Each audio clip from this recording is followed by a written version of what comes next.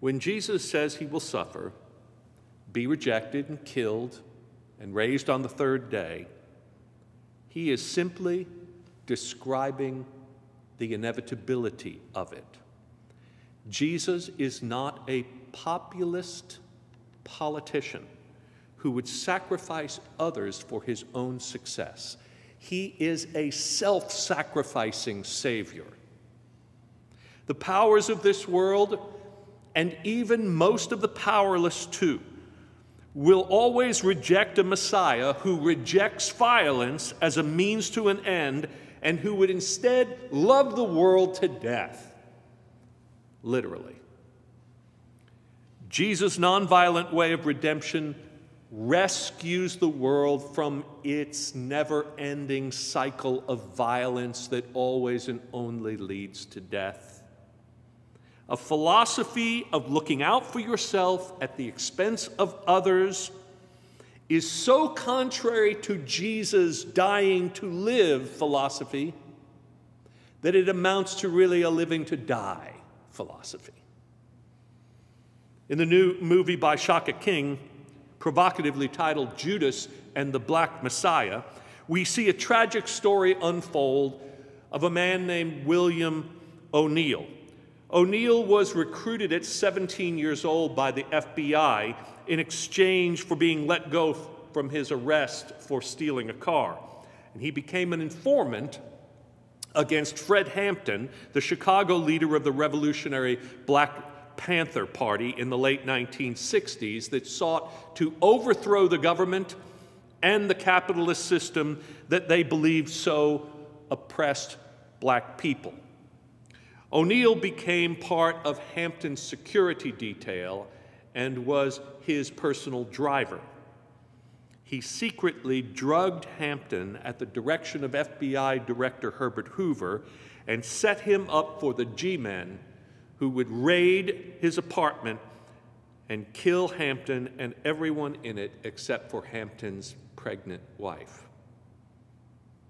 About 20 years later, PBS did a documentary about the government's assassination of Hampton and O'Neill's role in it, and the producers found O'Neill and interviewed him. Although in the interview, he expressed little remorse about his role and said that he would leave it up to others to judge him, he was apparently so racked by guilt over his involvement in this event that he committed suicide shortly after the release of the film.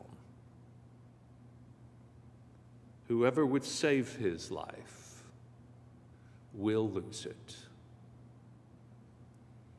Jesus calls us to deny self, take up the cross, and follow him. This willing self-sacrifice is the heart of the gospel.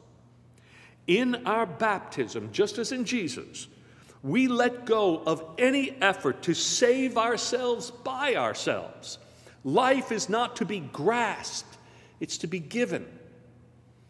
God is the giver, and God can be trusted even in death to give life.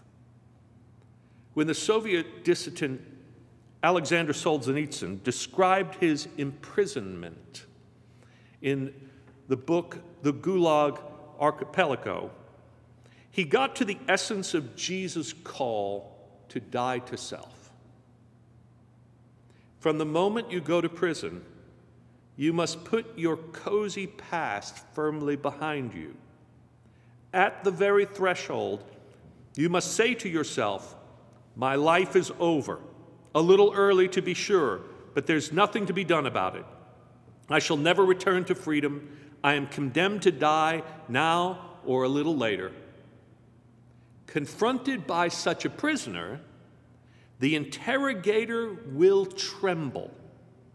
Only the person who has renounced everything can win the victory. This gets to the secret of dying to live. You see, the world thinks that we will do anything to preserve our life because it assumes that we play on the same field they play on. But when we determine not to play the world's game, the world doesn't know what to do with us. We don't win by playing the world's game better than they do. They play a power game. We play a love game, and love wins.